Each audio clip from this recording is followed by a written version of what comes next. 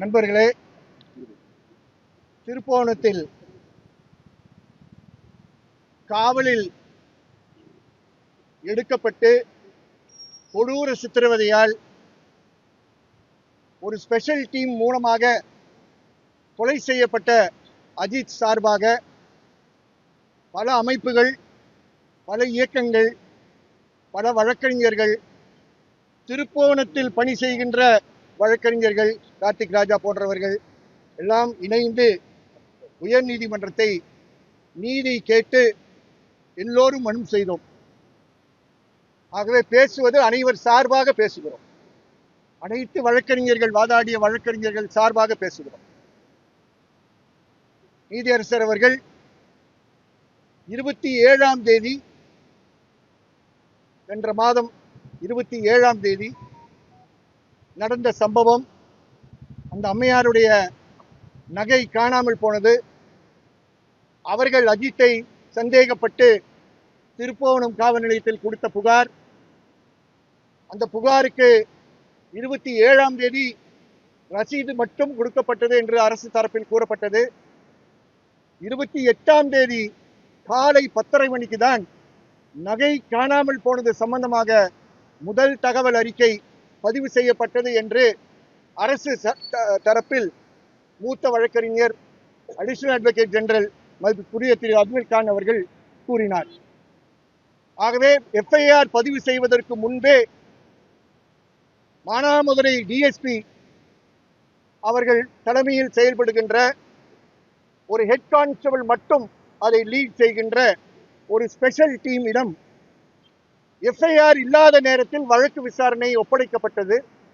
அந்த special team அஜித்தையும் பின்னர் இரவில் அருணையும் மற்றவர்களையும் அவருடைய தம்பி நவீனையும் காவலில் இரவு முழுவதும் 27ஆம் தேதி இரவும் 28ஆம் தேதி காலை விடியங்காலை நாள் முழுவதும் திருப்புவனத்தை சுற்றி இருக்கக்கூடிய ஒரு 4 பகுதிகளுக்கு கூட்டிச் சென்று மிக கொடூரமான சித்திரவதை நடத்தினார்கள் என்பதை நீதிபதி கேட்டு ஆவேசப்பட்டு வருத்தப்பட்டு தன்னுடைய ஆணையில் குறிப்பிட்டிருக்கிறார்.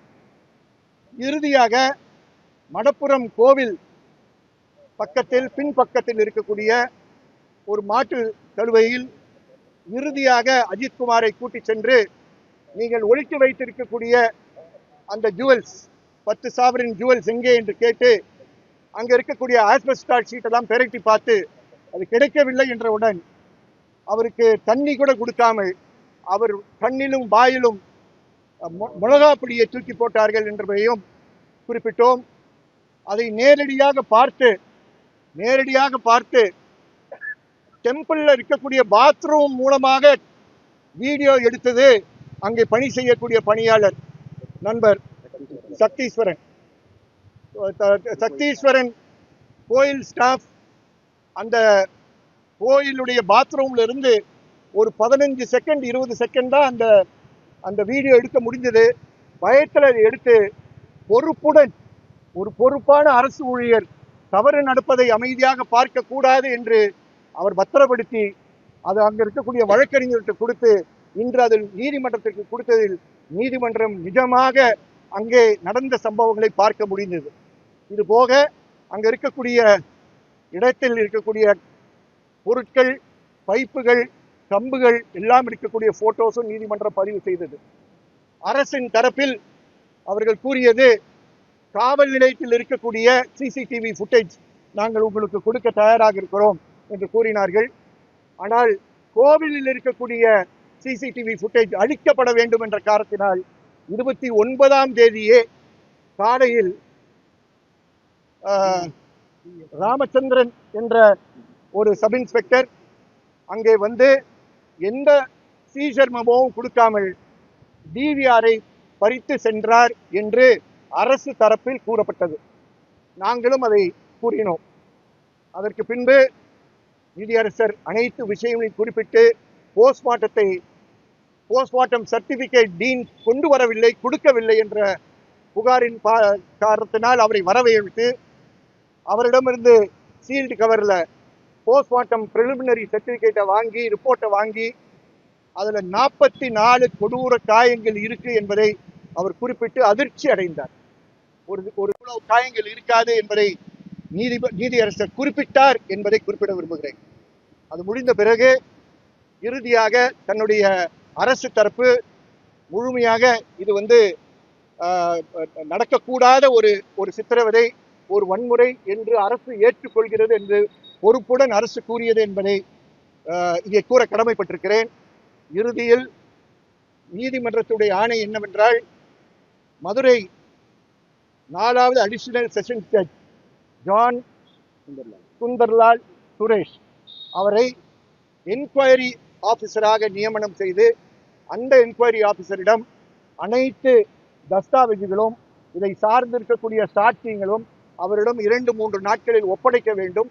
அவர் ஆய்வு செய்து 8/7/26க்குள் நீதிமன்றத்துக்கு தன்னுடைய அறிக்கையை முழுமையாக அவர் சமர்ப்பிக்க வேண்டும் என்ற ஆணை அவர்கள் குறிப்பிட்டிருக்கிறார்கள். அரசு தரப்பில் சிபிசிஐடி இதை விசாரணை தொடரும் என்று கூறி, அதே தேதிக்கு முன் அவர்கள் ஸ்டேட்டஸ் ரிப்போர்ட்டை கொடுப்போம் என்று கூறியிருக்கிறார்கள். சாட்சிகளை யாரும் மிரட்டக்கூடாது, யாரும் அவர்களை மாற்றுவதற்கு முயற்சி செய்யக்கூடாது என்பதை கூறி, அரசு இன்னும் மேல் நடவடிக்கைகள் எடுப்பார்கள் என்று எதிர்பார்க்கிறோம் என்பதையும் குறிப்பிட்டிருக்கிறார்கள். குறிப்பிட்டு பேசும்போது ஏடிஎஸ்பி சுகுமார் அவர்கள்தான் அந்த கோவில் பின்வாசலில் இருக்கக்கூடிய பகுதியில் இருந்த அனைத்து எந்தெல்லாம் போட்டோல நாங்கள் காட்டமோ அந்த போட்டோல இருக்கக்கூடிய பொருட்கள்லாம் அவரே ஒரு கனி பேக் சாக்கில் எடுத்துட்டு போயிட்டார் என்ற விஷயம் சொல்லப்பட்டது. ஆனால் அரசு தரப்பில் உயர் அதிகாரிகள் மேலும் நாங்கள் நடவடிக்கை எடுப்போம், மானாமதுரையில் இருக்கக்கூடிய டிஎஸ்பியை நாங்கள் மதியம் சஸ்பெண்ட் பண்ணியிருக்கிறோம் என்றெல்லாம் அவர்கள் எடுத்து கூறியிருக்கிறார்கள்.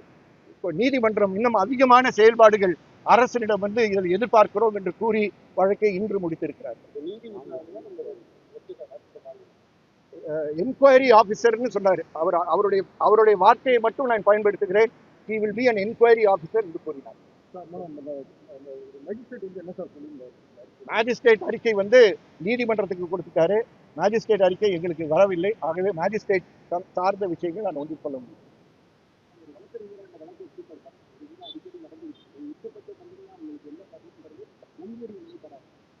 அதாவது எல்லாருக்கும் என்னுடைய நிலைப்பாடு என்னன்னு தெரியும், அதுல மாற்று கருத்து இல்லை.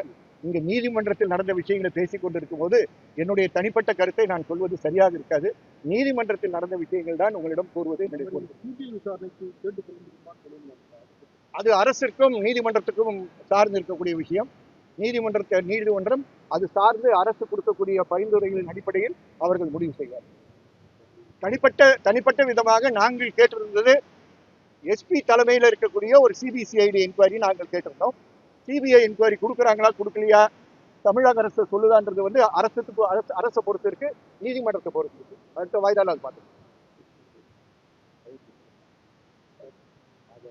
நன்றி. கடந்த வெள்ளிக்கிழமை நடந்த இன்சிடென்ட்டுக்கு ஞாயிற்றுக்கிழமை அவர் இறந்து போறாரு. ஞாயிற்றுக்கிழமை மதியானமே ரிஜிஸ்ட்ராருக்கும் இங்கே உள்ள தலைமை நீதிபதிக்கும் மனுவை ஒப்படைச்சிட்டு திங்கக்கிழமை காலையில் முதல் தீர்ப்பை நீதிபதிகள் கொடுத்துருக்காங்க. வழக்கு நடைபெறும் போதே நீதிபதிகளின் போக்கை பார்த்துவிட்டு தமிழக அரசே ஒத்துக்கொண்டு விட்டது இது கஸ்டடியல் டெத்து தான் அப்படிங்கிறத. அது மட்டும் இல்லை, அவங்க நீங்கள் சிபிஐ கூட மாற்றிக்கோங்க அப்படிங்கிற வரைக்கும் அவங்க இறங்கி வந்துட்டாங்க. காரணம், நீதிபதிகள் அவர்களுக்கு எதிராக கொடுத்த அப்சர்வேஷன். அதில் முக்கியமாக குறிப்பிட வேண்டியது என்னதுன்னா, ஒரு கொலை குற்றவாளி ஒருத்தனை கொலை செய்கிற நேரத்தில் கூட இது போன்ற காயங்கள் அவங்களோட போஸ்ட்மார்ட்டம் ரிப்போர்ட்டில் இருக்காது அப்படிங்கிறத பதிவு பண்ணியிருக்காங்க ஆர்டரில். 44 இடங்களில் காயங்கள் இருந்திருக்கு. அது மட்டும் இல்லை, மிளகா பொடியை அவரோட ப்ரைவேட் பார்ட்ஸு, மூஞ்சி, வாய் போன்ற பகுதிகளில் தடையிருக்காங்க. இது எல்லாமே போஸ்ட்மார்ட்டம் ரிப்போர்ட்டில் ரெக்கார்ட் ஆயிருக்கு. அதை ரெக்கார்ட் பண்ணியிருக்காங்க. இதை பதிவு செய்து கொண்ட நீதிபதிகள், நீங்கள் சிபிஐக்கு மாற்றுறதுக்கு உங்களுக்கு எந்த ஒரு ஆட்சேபனையும் இல்லை அப்படின்னா அதை நீங்கள் எழுத்துப்பூர்வமாக தாக்கல் பண்ணுங்க அப்படின்னு 8ஆம் தேதி போட்டிருக்காங்க. அது மட்டும் இல்லை, மதுரை மாவட்ட கூடுதல் நீதிபதி மாவட்ட நீதிபதி திரு சுந்தர் ஜலால் அவர்கிட்ட சுந்தர்லால் சுரேஷ் என்பவர்கிட்ட இப்போ இருக்கிற ஃபைல்ஸ் எல்லாத்தையும் ஒப்படைக்க சொல்லிட்டாங்க. காரணம், இவங்க ஏற்கனவே கோயிலில் போய் அங்கேருந்த சிசிடிவி ஃபுட்டேஜை எடுத்து இவங்க கொண்டு போயிருக்காங்க. அதுக்கு பார்வை மகஜர் தயார். அங்கே நடக்கிற குற்றத்தை கண்டுபிடிக்கிறதுக்கு முக்கியமானது எவிடன்ஸ் கலெக்ஷன். அதை எரைஸ் பண்ணியிருக்காங்க. அங்கே கிடந்த பைப்பு, எல்லாத்தையும் போலீஸ் அள்ளி மூட்டையில கொண்டு போயிருக்கு. பைப்பால் அடிச்ச இதை மட்டும் ரெக்கார்ட் பண்ணவங்க கம்பால் அடிச்ச வீடியோ வந்து உங்களுக்கு எல்லாம் தெரிஞ்சிருக்கும். வீடியோலாம் வந்தது இன்னைக்கு ஒருத்தர் ரெக்கார்ட் பண்ண வீடியோல அந்த கம்பெல்லாம் கைப்பற்றப்படலை. அதே போல சிசிடிவி ஃபுட்டேஜ், அந்த பையன் ரத்தத்தோட யூரின் போன அந்த சிசிடிவி ஃபுட்டேஜ் கோயில்ல உள்ள சிசிடிவில ரெக்கார்ட் ஆயிருந்திருக்கு. அதை போலீஸ் எடுத்துட்டு போயிடுச்சு. எடுத்துட்டு போய் எங்க வச்சிருக்காங்கிறது தெரியல. இப்ப கேட்ட பிறகு ஒரு ஸ்பெஷல் பிரான்ச்சோட ஒரு இன்ஸ்பெக்டர் எடுத்துட்டு போனாங்கிறத தமிழக அரசு ஒத்துக்கிட்டு இருக்கு. அதை எல்லாத்தையுமே இன்றுக்குள்ள இந்த நாளைக்குள்ள அந்த நீதிபதி ஏற்கனவே நியமிக்கப்பட்ட நீதிபதி கிட்ட பூராத்தையும் ஒப்படைக்க சொல்லிட்டாங்க. ஒப்படைச்சிட்டு வழக்க மறுபடியும் 8ஆம் தேதி ஒத்தி வச்சிருக்காங்க. தமிழக அரசு செய்யக்கூடிய எல்லா குற்றங்களையும் முதல் ஆளாக எதிர்க்கட்சியாக இருந்த நாங்கள் நீதிமன்றத்தின் கதவை தட்டி பொலிட்டிசைஸ் பண்ணணும் அப்படின்னு சொல்லி நீதிமன்றத்துல அரசு வழக்கறிஞர் சொன்னார். அதுக்கு நீதிமன்றம் அவர்களுக்கு சரியா பதிலை கொடுத்தது. நீங்க இதே பொலிட்டிசியன் தான் நீங்க ஏற்கனவே பண்ணீங்க. இவங்க அரசு நடக்கும்போது அந்த தூத்துக்குடி சம்பவத்துல நீங்க பண்ணாத அவங்க பண்றாங்க. அதனால இது ஒன்றும் தப்பு கிடையாது. எதிர்கட்சியா இருக்கிறவங்க அவங்க கண்டிப்பா ஆளுங்கட்சி செய்யற தப்பை சுட்டி காட்டத்தான் செய்வாங்க அப்படிங்கிறத அப்ரிசியேட் பண்ணாங்க. அதனால 8ஆம் தேதி மீண்டும் உரிய உத்தரவுகளை பிறப்பிக்கப்படும் நீதிமன்றம் கூறியிருக்கு. நல்ல ஒரு பாசிட்டிவான வழியில இந்த வழக்கு போகுது. அவர்களுக்கு ஒரு நிவாரணமும் கிடைக்கிறதுக்கு இன்னைக்கு கேட்டாங்க, ஏற்கனவே எவ்வளவு பணம் கொடுத்துருக்கீங்கன்னு. வெளியே நீங்க எல்லாரும் நியூஸ்ல 10 லட்சம் 5 லட்சம் போடுறீங்க. அவங்க தமிழக அரசே ஒத்துக்குச்சு. இது வரைக்கும் சல்லி பைசா கொடுக்கல. அது எவ்வளவு கொடுப்பீங்கன்னு கேட்டு சொல்லியிருக்காங்க. விக்டிம் காம்பன்சேஷனுக்கு கீழே எவ்வளவு ரூபாய் கொடுக்க போறீங்கிறத கேட்டிருக்காங்க. அதை தமிழக அரசு கேட்டு சொல்றேன் அப்படின்னு சொல்லியிருக்கு. 8ஆம் தேதி அவங்களுக்கு அந்த காம்பன்சேஷன் கிடைக்கிறதுக்கும் அந்த ஃபேமிலிக்கு வாய்ப்பு இருக்கு. சிபிஐ பொறுத்த வரைக்கும் அவங்களே ஒத்துக்கிட்டாங்க.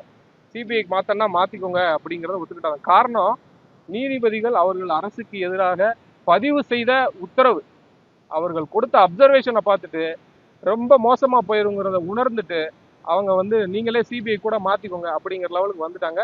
நீங்க ரிட்டர்ன்ல ஃபைல் பண்ணுங்கன்னு சொல்லிட்டாங்க நீதிபதி. அதனால ரிட்டர்ன்ல அவங்க மேபி 8ஆம் தேதி ஃபைல் பண்ணலாம் சிபிஐ பொறுத்த வரைக்கும்.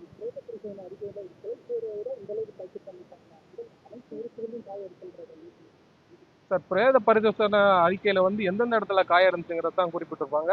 இந்த காஸ் ஆஃப் டெத்து தான் இருக்கும். ஆனா அதை படிச்சு பார்த்துட்டு நீதிபதிகள் சொன்ன கருத்து அதுல 44 இன்டர்னல் அண்ட் எக்ஸ்டர்னல் இன்ஜுரி இருந்ததா ரெக்கார்ட் பண்ணிருக்கு. இது பிரைமரி ரிப்போர்ட் தான். இதுக்கு அடுத்து மிஸ்ரா ரிப்போர்ட்னு ஒன்று போகும். அதுக்கடுத்து ஒரு ரிப்போர்ட் கொடுப்பாங்க. இந்த ரிப்போர்ட் படி 44 இடங்கள்ல உள்ளேயும் வெளியும் காயங்கள் இருந்ததாக ரெக்கார்ட் செய்யப்பட்டிருக்கு. அதை பார்த்த நீதிபதிகளின் கருத்து தான் கொலை குற்றவாளி கூட இது போன்று கொடுமை செய்து ஒருத்தனை கொலை செய்ய மாட்டாங்க அப்படிங்கறத ஆர்டர்ல ரெக்கார்ட் பண்ணியிருக்காங்க. சார், இந்த தடயங்களை அளிக்கப்பட்டதா இல்லாட்டி பெயரிக்கப்பட்டுள்ளதா, அதை பத்தி என்ன சார், நீதிபதிகளை பொறுத்த வரைக்கும் தடயங்கள் அளிக்கப்பட்டதா தான் அவங்க கருதுறாங்க. காரணம், இப்போ நீங்க ஓடின வீடியோல பாத்தீங்கன்னா கம்பால் அடிப்பாங்க, அந்த கம்பு ஒடியும், திரும்ப வேற கம்பை வச்சு அடிப்பான். ஆனா அந்த பார்வை மகசர்ல கைப்பற்றப்பட்ட பொருட்கள்ல வெறும் பைப்பு மட்டும்தான் இருக்கு. எலக்ட்ரிக் பைப்புன்னு எழுதியிருக்காங்க. அதுல அந்த கம்பல்லாம் இல்ல. இதுவே ஒரு முன்னுதாரணம். அவங்க எவிடன்ஸை டெஸ்ட்ராய் பண்ண ட்ரை பண்ணாங்கிறதுக்கு இதுவே முன்னுதாரணம். அது மட்டும் இல்ல, சிசிடிவி ஃபுட்டேஜை போய் கோயில்ல போய் எடுத்துட்டு போறாங்களே, அதுக்கு ப்ராப்பரா சட்டப்படி பார்வை மகஜர் அவங்க தயார் பண்ணியிருக்கணும். பண்ணல, அன்அபிஷியலா எடுத்துட்டு போயிருக்காங்க. அது இப்ப கோர்ட்ல சொன்ன பிறகு கோயிலோட ஏசியே சொன்னாரு. அந்த இன்ஸ்பெக்டர் முத்துகிருஷ்ணன், நம்ம ராமச்சந்திரன் என்ற இன்ஸ்பெக்டர் எஸ்ஐ எடுத்துட்டு போனதா சொல்லியிருக்காங்க. அவர் பேரை ரெக்கார்ட் பண்ணியிருக்காங்க. அது போக விசாரணை நடந்துட்டு இருக்கும்போது டிஎஸ்பி சஸ்பெண்ட் அப்படிங்கிறதையும் கோர்ட்ல சொன்னாங்க. அதையும் ரெக்கார்ட் பண்ணியிருக்காங்க கோர்ட்ல. மானாமதுரை டிஎஸ்பி. முக்கியமான கேள்வி சார். அதாவது திமுகவோட கவுன்சிலரோட தோட்டத்துல போய் தான் இவனை அடிச்சிருக்காங்க ஒரு நாள். அதை நான் குறிப்பிட்டேன் நீதிமன்றத்துல. அந்த தோட்டம் அயோத்தி தோட்டம், அந்த திருப்பூணம் அயோத்தி தோட்டத்துல வச்சு டார்ச்சர் பண்ணதா எதிர்த்தரப்புல இருந்து சொல்லும்போது நான் அதை குறிப்பிட்ட போது கவுன்சிலர் தோப்பு அப்படின்னு சொன்னாங்க. அது ஆளுங்கட்சியோட கவுன்சிலர் அப்படிங்கிறத நீதிமன்றத்துல சொன்னேன். சொல்லும் போது அதுக்கு நீதிமன்றத்துல அவங்க எதிர்த்தரப்பு அரசு தரப்புல இருந்து இவங்க இந்த மேட்டரை பொலிட்டிசைஸ் பண்ண பாக்குறாங்க, அரசியலாக்க பாக்குறாங்க அப்படின்னு குறிப்பிட்டாங்க. அதுக்கு நீதிமன்றம் கூறியது, நீங்க பண்ணலையா, அவங்க ஆளுங்கட்சியா இருக்கும்போது சாத்தாங்குளம் விஷயத்துல, அதனால இவங்களும் அதை பண்றாங்க, அது ஒண்ணும் தப்பு இல்ல.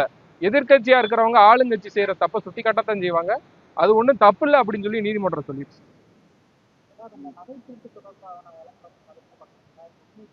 சார், நகை திருட்டுக்கு முதல்ல எஃப்ஐஆரே போடாம தான் இந்த பையனை கூட்டு போய் அடிச்சிருக்காங்க.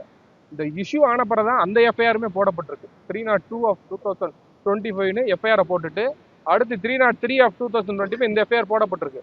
அந்த டைம் எல்லாத்தையுமே ரெக்கார்ட் பண்ணியிருக்காங்க ஆர்டர்ல. 302 எப்போ, அதாவது திருட்டு வழக்குக்கு எப்போ எஃப்ஐஆர் போடப்பட்டது, நேரம், அதுக்கப்புறம் இந்த எஃப்ஐஆர் எப்போ போடப்பட்டது நேரம் எல்லாத்தையும் ரெக்கார்ட் பண்ணியிருக்காங்க. வெள்ளிக்கிழமையே அரெஸ்ட் பண்ணிட்டாங்க. ஆனா திருட்டுக்கு வழக்கு போட்டது 28ஆம் தேதி சனிக்கிழமை. 24 மணி நேரத்துல எப்பேற்பட்ட அக்யூஸ்டா இருந்தாலும் புடிச்சு கொண்டு போய் மேஜிஸ்ட்ரேட்டை ஒப்படைக்கணும். அதை செய்யணும் இந்த போலீஸ். வச்சிருந்து வெள்ளிக்கிழமையில இருந்து சனிக்கிழமை ஞாயிற்றுக்கிழமை அடிச்சு கொண்டுட்டாங்க. இது கொடுமையான செயல். இது போன்ற செயல் தமிழகத்தில் இனிமே நடைபெறவே கூடாது. இது இந்த வழக்கில் பிறப்பிக்கப்படக்கூடிய உத்தரவு. இனிமே எந்த போலீஸ் அதிகாரியும் யாரையும் அடிக்கக்கூடாது, துன்புறுத்தக்கூடாது. சட்டத்தை பின்பற்றி நீதிமன்றத்தின் முன் நிறுத்தி நீதியை நிலைநாட்ட வேண்டும். அதுதான் எங்களோட கோரிக்கையா நீதிமன்றத்துல வச்சிருக்கோம். அது பத்தி எதுவும் இது ஆமா, அதையும் ரெக்கார்ட் பண்ணியிருக்காங்க சார். அதாவது ஸ்பெஷல் டீம் அப்படிங்கிறது எப்படின்னா, ஏதாவது ஒரு குறிப்பிட்ட வழக்கை விசாரிக்கிறதுக்கு உயர் அதிகாரிகளால் இன்ஸ்ட்ரக்ஷன் கொடுத்து நியமிக்கப்படணும். டைரக்டா ஸ்பெஷல் டீம் ஒரு கேஸை விசாரிக்காது. காரணம், அந்தந்த ஜூரிசெக்ஷனல் போலீஸ் தான் அதை விசாரிக்க முடியும். ஆனா இந்த கேஸ்ல ஜூரிசெக்ஷன் போலீஸ்ல கம்ப்ளைண்ட் கொடுக்கப்பட்டு திருப்போணம் போலீஸ் ஸ்டேஷன்ல, ஆனா இன்ஸ்பெக்டர் போய் விசாரிச்சுட்டு அந்த பையனை வீட்டுக்கு அனுப்பிடுறாரு. மறுநாள் 4, 5, 6 பேர் அடங்கிய ஸ்பெஷல் டீம் இவனை கூட்டு போய் விசாரிக்கும் பல்வேறு இடங்கள்ல. அந்த ஸ்பெஷல் டீம் நியமனம் செய்யப்பட்டது யாரு அப்படின்னு கேட்டதுக்கு உரிய பதில் தமிழக அரசு இல்லை. அவங்களாம் வந்தாங்கங்கிறாங்க, சோசியல் மீடியா பார்த்து போனாங்கங்கிறாங்க. அப்போ யாரோ ஒரு சார் போன் அடிச்சு சொல்லியிருக்காரு. அந்த சாரை மறைச்சிட்டு இவங்க காப்பாற்ற நினைக்கிறாங்க. இந்த 6 பேரை பலிகடாவாக பாக்குறாங்க. அந்த போன் பண்ணி சொன்ன சார் யாருங்கிறது யாருக்குமே தெரியல.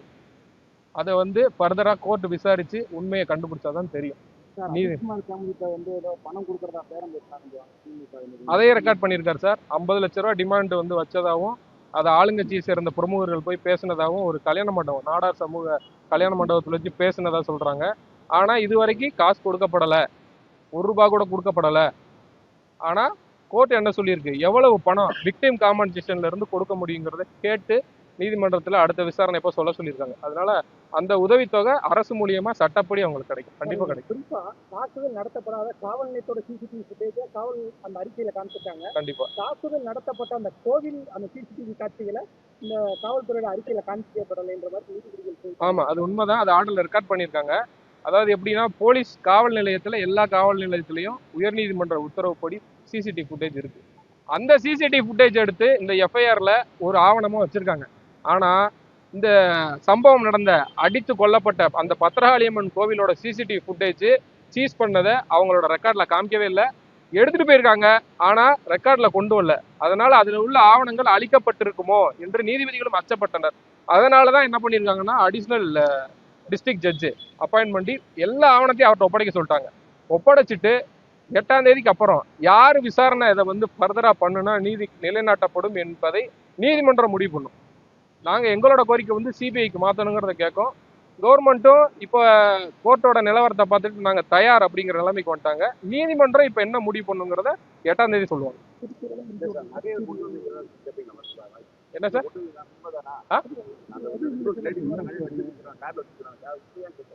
சார், நகை வச்சிருந்தாங்களா வச்சிருக்கலையாங்கிறத அந்த போட்ட எஃப்ஐஆர்ல இன்வெஸ்டிகேட் பண்ணாதான் தெரியும். அவங்க முதல்ல எங்களுக்கு கிடைத்த தகவல் படி முதல்ல ஒரு ஸ்கேனிங் சென்டர்ல போய் செயினை கழட்டிட்டு ஸ்கேன் எடுக்க போறாங்க. அங்க 2 மணி நேரம் ஆகுங்கிறதுனாலதான் கோயிலுக்கே வராங்க. ஆனா கோயில்ல ஜட்ஜு கேட்டதை தான், ஏங்க ஏதாவது ஒரு இன்னசென்ட் பர்சன் கூட காருக்குள்ள நகையை வச்சுட்டு கார் சாவியை கொடுத்து பார்க் பண்ணிருன்னு சொல்லிட்டு போவாங்களா?